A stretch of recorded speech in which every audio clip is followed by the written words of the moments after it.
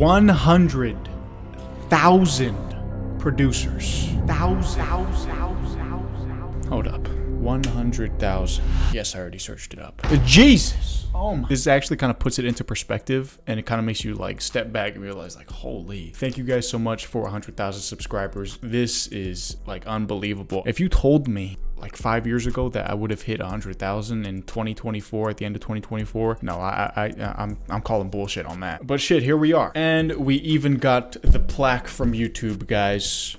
Super epic. Thank you, YouTube. And you know, as much as I'd like to take the credit for working hard and posting consistently and getting myself out there, really, I wouldn't be here without y'all. So this is as much as yours as it, I mean, not this, you know, like the actual plaque is really as much yours as it is mine. But I'm just entirely grateful. Thank you guys so much for watching the videos and actually enjoying and, you know, wanting more videos from me and more to come. 2025, we have so many goals, so many visions, but thank you guys. Anyways, to the point of this video, I'm going to be going over 10 of the most gate-kept and hidden beat making tips. This isn't going to be like one of those videos that's just like, oh, put in a C minor chord, then duplicate that and take the third and bring it down and then boom, you have a trap chord progression. Like, it's not going to be one of those videos. I can guarantee you that by the end of this video, you'll be trying at least half of these in your next beat. There are a ton of gems in this one. Let's start 2025 off right. Let's get into it. Okay, so these beat making tips are going to be going in order from pretty much the start to your beat to the finish. So this first tip is for melodies. I actually just recently got this one from Hocus Crazy, so shout out to him. But if you go to this arrow in FL Studio and go down to the view section, you can go down to this section called scale highlighting. And I'm sure a lot of you guys are already familiar with this, where you can pretty much choose a root note that you like and then choose a scale that you like and then just follow that. But a lot of people don't know that when you choose a root note, so let's go to D sharp, then you choose a scale.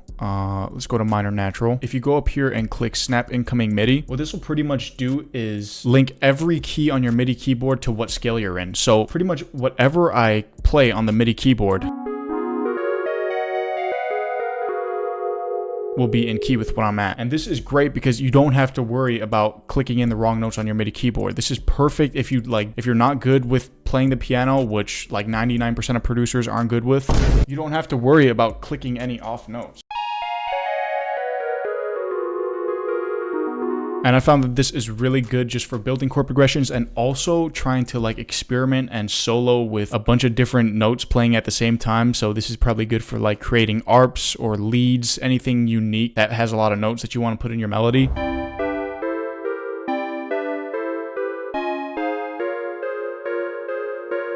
Okay, so this next tip is what I call reverse layering. Pretty much once you have a melody that you like, if you come up here and then quick render it, then put it in your playlist and reverse it, and then we'll put our pattern beneath that. What you can do is then go into your piano roll and then do Control A and then Alt Y. What this is going to pretty much do is flip your MIDI. And then, you know what, let's just up this up 100. And same thing here. Let's even take this and then move it up 12. You can instantly pretty much make a new melody if you want to have that like as a switch up or just work with a new melody completely. I want to take this and just repeat this part. Okay, so this leads me into the third tip. I'm going to consolidate what we just made, and then I'm going to right click and then open it in a new Fruity Slicer channel. Now what I'm going to do is I'm going to go to this cut, what was that, a box cutter? We're going to click this box cutter here, put it on beat, or actually you can put it on whatever you want, but I like it on beat. Then we're going to keep it on normal for now. We'll pitch shift it up 100, and then we'll move the attack up like 2 milliseconds. And if we look at this now, we have like all these different chops in our piano roll. And if we play it, you can mess around with all these different chops now. And this is especially good if you want to chop samples and get like that actual chop effect, because it's cut on every beat. You kind of have that groove and that rhythm with it too. Or if you want to chop your own samples, this is really great for that too. And what you can also do is reverse it. And then if you play it, it sounds pretty similar just because this is like playing the same 2 chords over and over again, but it'll pretty much just reverse your entire sample. I'm going to kind of customize the chop. So I'm going to highlight every other one and then just move the velocity down a little bit. And we'll like add like a little stutter here.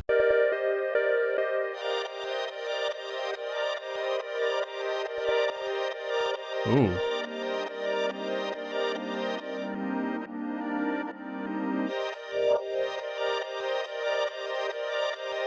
Alright, so now we have something that we like.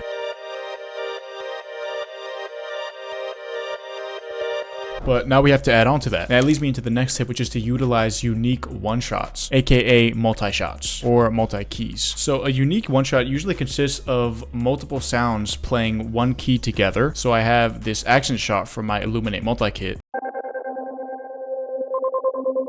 And what happens is when you end up playing these one-shots in a chord progression example,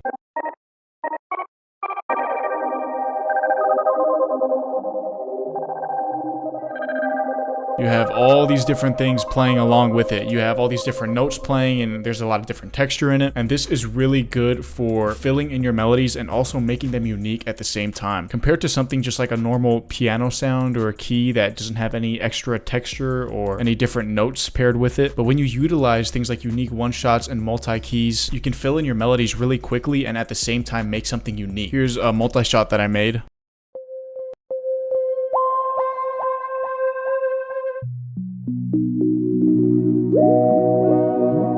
So this is a really great new tool to start investing in. So if you guys are interested in checking out the Illuminate multi-kit, I'll put a link in it in the description below. It has over 500 brand new sounds to make new wave trap beats. And if you use that code right there, you'll also get a bonus 20% off at checkout. So link in the description, go check it out.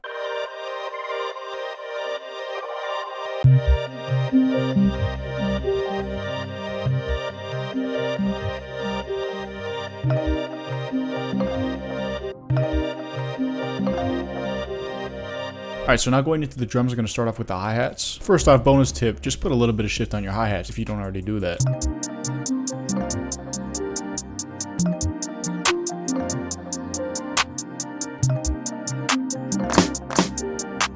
Alright, so for this next tip, what you want to first do is edit your hi-hats like you normally would. So I'm going to add some rolls here.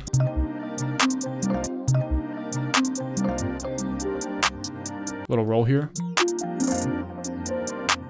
Then once you have your hi-hat pattern, you want to go to the file of it in the channel rack and then go here to the wrench icon and you want to look for this echo delay / fat mode. What you want to first do is put the feed up. I usually put it up to like 30% or so. And then while the hi-hats are playing, I'll mess with this timing knob here.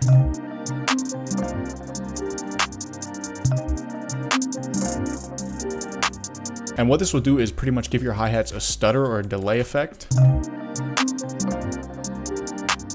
You can mess with the number of echoes that you want, so the amount of delay that you want.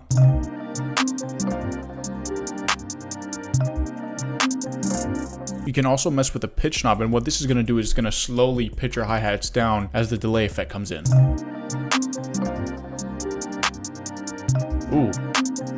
But if you like being extra with your hi-hats, you like making unique hi-hats and getting a unique bounce with your beats, trying out the echo delay / fat mode on your hi-hats and really different drums too can really help with making some drums that'll stand out from the crowd. Okay, so for this next tip, you want to get a drum sound like an open hat, something with a little bit of length to it. And then what you want to do is go up to this time multiplier here and then change it to something like 2 beats. And then you want to get the crossfade knob and put that all the way up.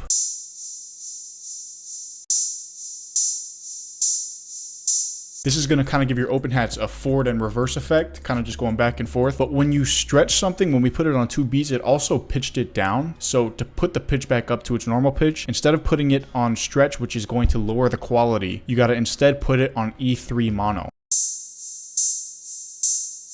And that's going to keep it stretched and also put the pitch back up to normal. Then you can also mess with the out knob if you want more of that like forward and reverse effect. But it's a crazy way to get like a unique bounce with your open hats.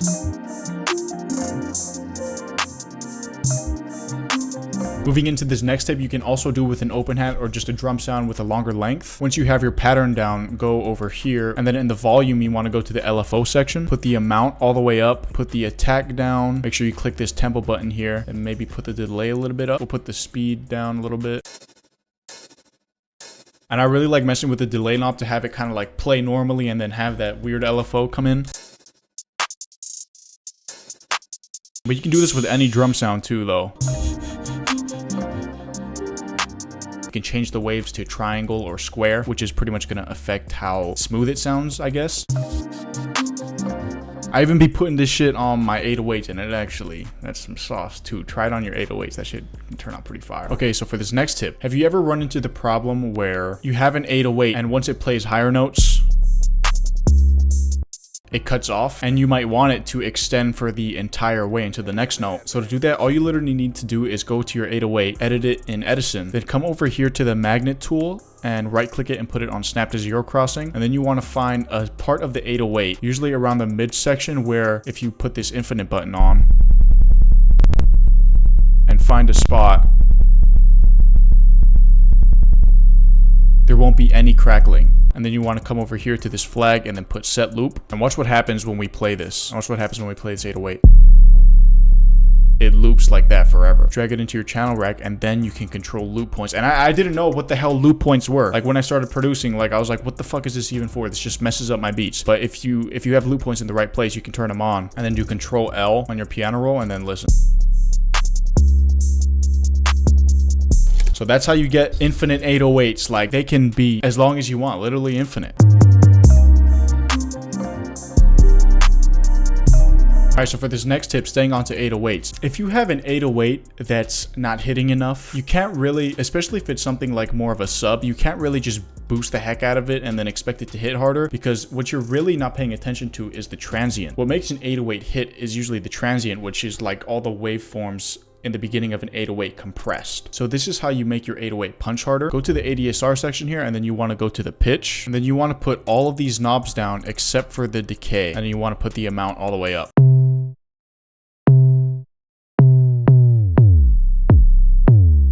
You can already see that we're kind of creating that transient of the high pitch noise going down to the low pitch noise.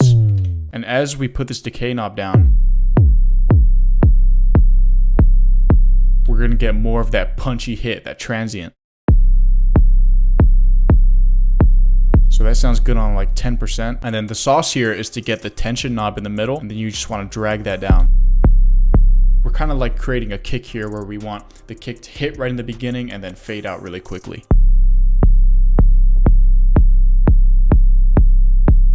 And if we want that transient to hold for a longer time, then we can just go to the hold knob here and increase that.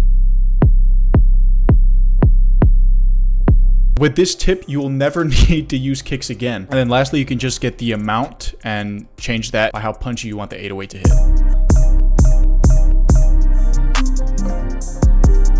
And then for the final tip, I got the trap snare roll formula for y'all. If you want to make the trap snare rolls like 808 Mafia, Southside, Wheezy, a lot of stuff with the new Lil Baby and future songs, first you want to get a snare, so I'll get one from my Illuminate kit. And then I usually like to start on the 7th bar, and then we're really just going to be focusing on these last 2 bars of our pattern here. You want to go to the 1/3 beat, and you want to put in a pattern that looks like this. And just repeat that over 4 times. And then you want to get the beginning note of each of those repeats, and then extend them maybe for a little bit, and then do Alt plus U at the same time. It's going to pull up the chopper. And you can edit that time multiplier by how fast you want the snare roll. And then once you have that down, then you can go in and start to edit it how you want. Mess around with the velocities a little bit.